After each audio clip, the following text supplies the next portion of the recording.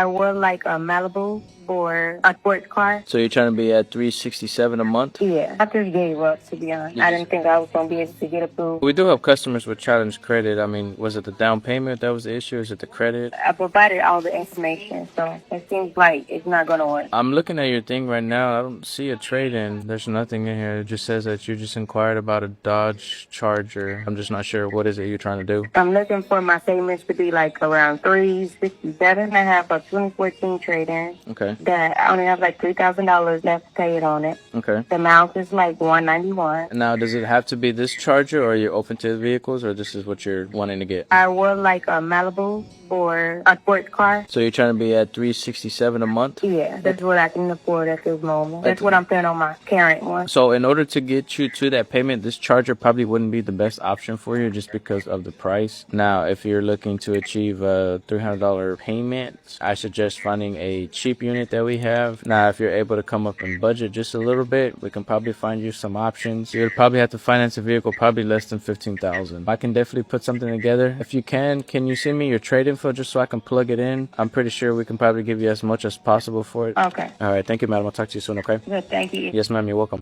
Hey, it's Meg, and I have been an auto loan funder / funding analyst, whatever you'd like to call it, for the past 7 years. I've worked at a couple of different banks, and I've seen thousands of contracts, and I do these videos so that you guys could get a little bit of insight into the car buying process. By no means am I saying that I'm perfect or that I am trying to be a know-it-all, but I just want to pass along like some helpful advice that you guys could take with you whenever you decide to start the car buying process. Now, in this first clip that I have here, it's probably something a lot of dealerships, or I should say salesmen in the dealerships, probably hear of day in and day out.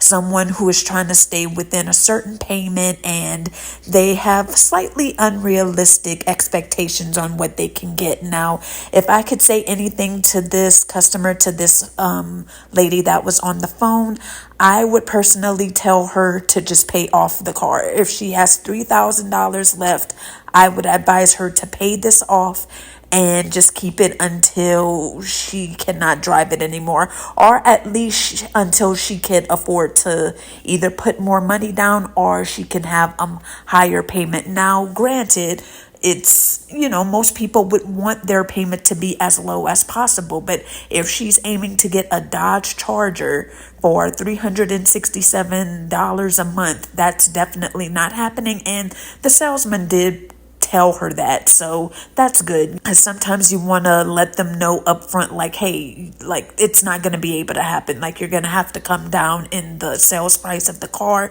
and get something a little bit cheaper. But yeah, I would advise her just to keep her car.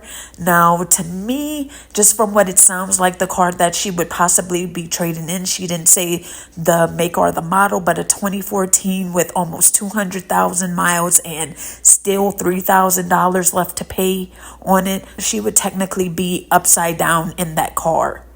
No matter if it's a minimal amount that she has left, she would definitely be upside down. Because yes, I mean, at this rate in 2026, 2014 was 12 years ago. So 200,000 miles is not like unheard of, but she's not going to get what she is thinking she could get for that trade. If anything, they would probably give her like $1,000 or probably even less on that car. So I would advise her to just keep it, because you don't want to roll negative equity, even if it's just $2,000, $2,500 into a car where you're already kind of stretched thin with how much you're wanting to pay. So that's what I would advise her. And even if she wanted to insist on trading in, it's like, what would you realistically be able to get for that cheap? Like, you would have to get like a Nissan Versa. Of course, we need more details because we need to know what type of car she's driving and like when she bought the car, because that would be important to note.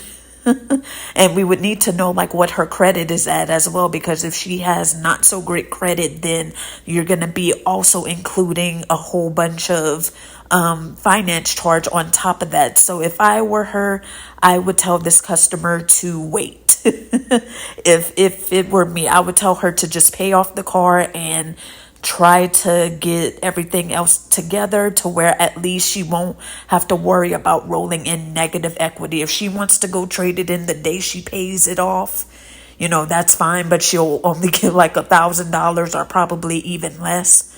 But that's the advice I would tell this customer or anybody who would want to be trading in to get something like more sporty, because a sports car is going to be pretty pricey. Man, let's talk about it. If you have below average credit or repo, anything like that, stop looking at these $30,000 cars, because to be honest, these cars are not for you. Now, I don't mean to say it to be mean or anything like that, but I keep having people message me. I sell a lot of cars on Facebook Marketplace, and when I say a lot. And with that being said, I have a lot of people messaging me saying, Nico, my credit's not the best. How much money do I need down to get into that car? If I don't run your credit, I won't know. Just because you say my credit's not the best doesn't mean I know what you mean. At the end of the day, you can have a repo. You can probably just be a low score or no score at all. I don't know, especially if I'm not running your credit. So to ask for the down payment aspect is just asinine, because I don't know how I can tell you or take a guess. I can just give you a big number and pray that it's going to land. But at the end of the day, if you got below average credit, stop looking at $30,000 cars. To be honest, the car that's for you is 15 grand or under. And if you got a repo, it's 10 grand or under, unless you got a real big down payment to eat up some of that fee. Just being honest with you. So going forward, if you tell me or anybody that you have below average credit, but you're looking at a $30,000 car, you really are trying to waste their time, because it ain't much they can do with you. The biggest thing that they can do for you is get you on something that's 10 grand or under, a little Ford Focus, a Kia Soul, something like that to get you driving. But hey, that's my 2 cents. I for sure agree with a lot of what he's saying in this video. I wouldn't necessarily say you should not even look at a $30,000 vehicle because you have bad credit. Now, I don't think that you should, but if you really want to, you still can, but you're just going to have to be, again, realistic in what you're going to be looking at for an APR and a payment. Now, if you don't have great credit, like what if you're offered like a 15% APR or higher on top of $30,000, not to mention your tax, title, and license, and all the registration fees and doc fees and all of that. It's going to end up being like a crazy amount. Like, I don't think somebody should pay like $600-700 on a $30,000 car. I feel like, especially if you have a repo on top of not having good credit, I really feel like you need to take baby steps. Now, I totally understand that people want to be paying towards something that they love, or at least they really, really like. And I know it's not fun just to get like a basic economy car, but if you're just coming off of a repo, in my opinion, like I said, you could do what you want, but I just don't think you have really any choice in the matter. You need to get something that works and will get you from here to work, into the grocery store, wherever you need to go. It's not about aesthetics. It's not about being flashy and getting the latest and greatest. Just get something that starts up and you could drive it. That's just how I feel. Now, if you just have some bad credit, like I get it. Sometimes we come upon hard times, and when you're bouncing back, you're like, okay, I could finally get the car that I want. Now, if you have the money, that could kind of buy you a little bit out of the situation, because if you're able to put a nice hefty down payment on it, that could kind of offset a little bit of the high APR. It'll reduce your amount financed.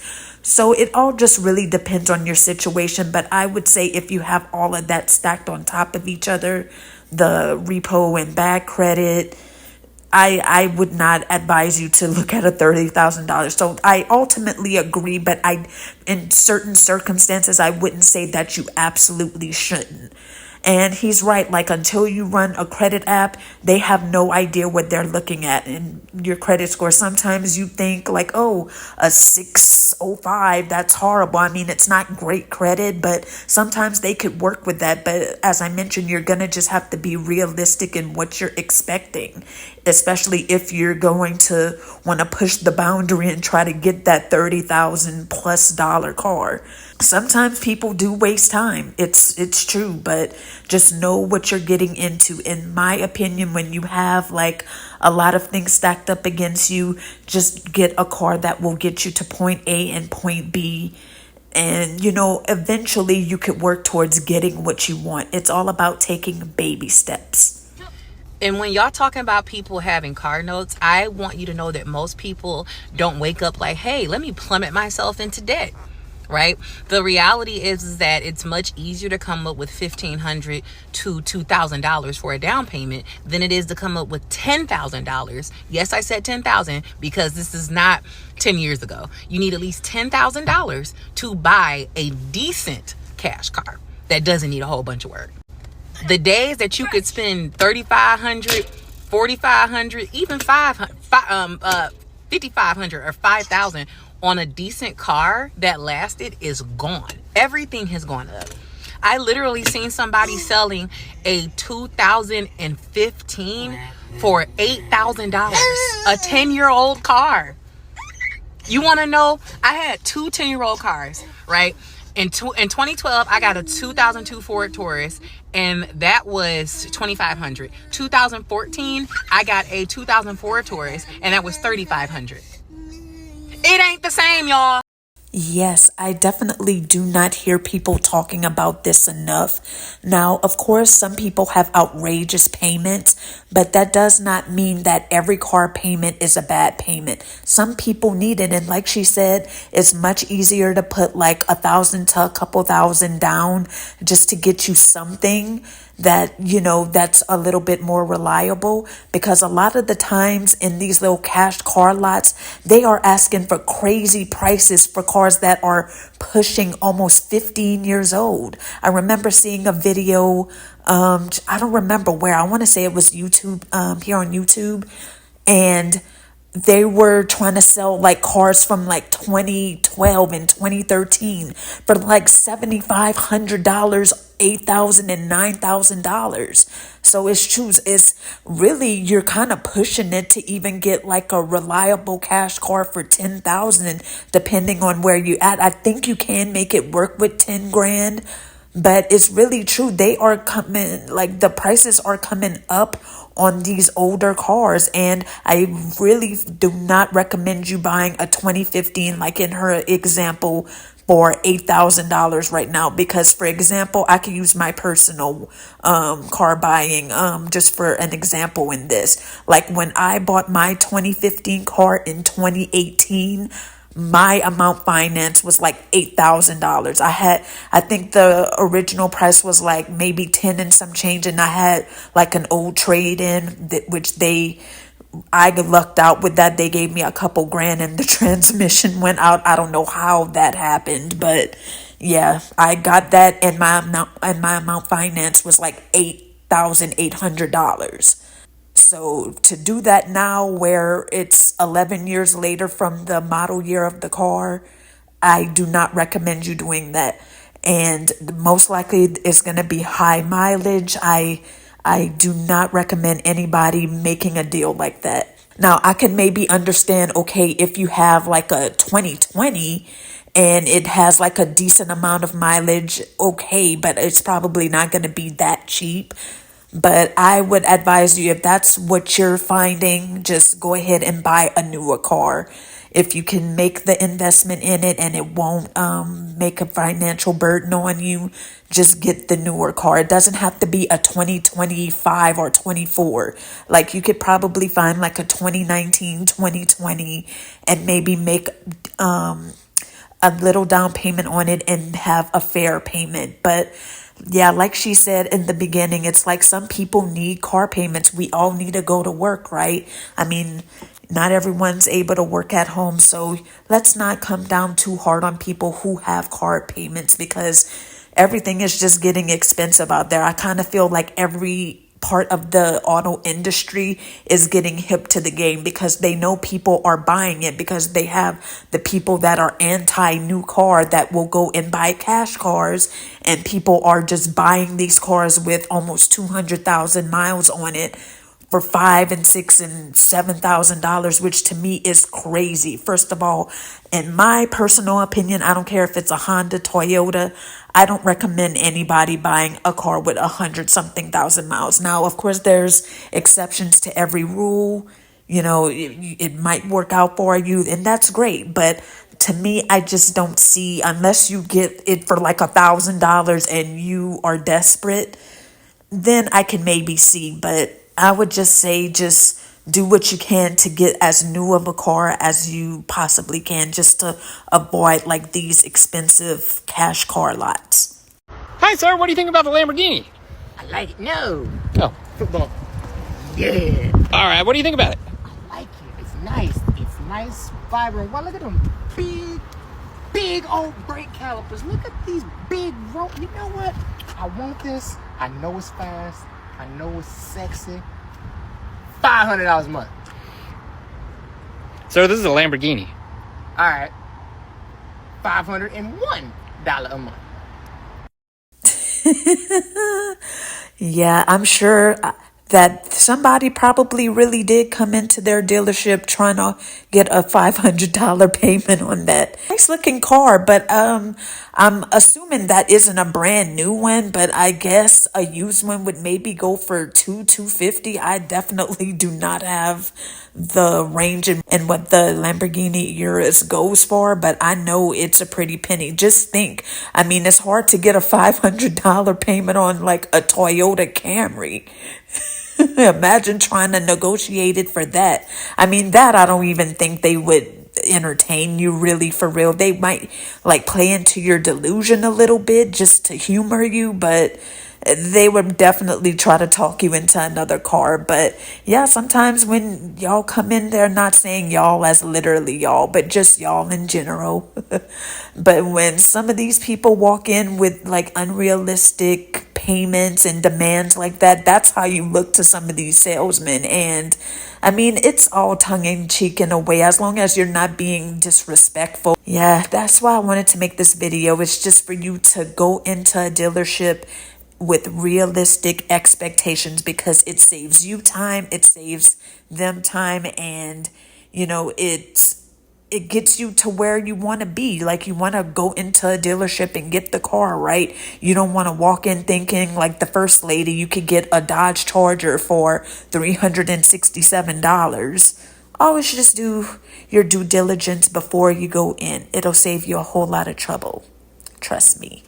But anyway, you guys, if you made it this far, thank you so much for watching. I appreciate you as always. And don't forget to like and subscribe. I know I've been away for a couple weeks, but it's just been kind of hectic for me work-wise and just personal life-wise. But I appreciate you for being here. And yeah, don't forget to hype as well. I don't know if hypes appear on my videos, and I know it might not be there for everyone, but it would certainly help out the channel. I'm trying to grow and get these videos to where people can see them and get all of this pertinent information, because I feel like we need to start getting more eyes on like financial videos like this so people can be aware.